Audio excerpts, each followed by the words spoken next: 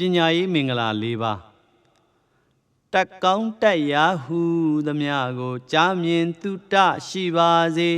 အိုးအိမ်တီထောင်ဝန်စားရေးနဲ့အသက်မွေးဖို့အတတ်သင်လေးလူနှင့်ဆိုင်ရာကျင့်ဝတ်များကိုကောင်းစွာသင်ကြားနားလည်စေ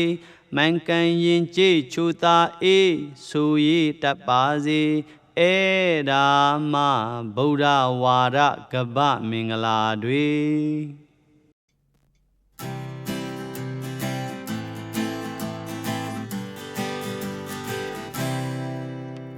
ပျော်ပျော်ရွှင်ရွှင်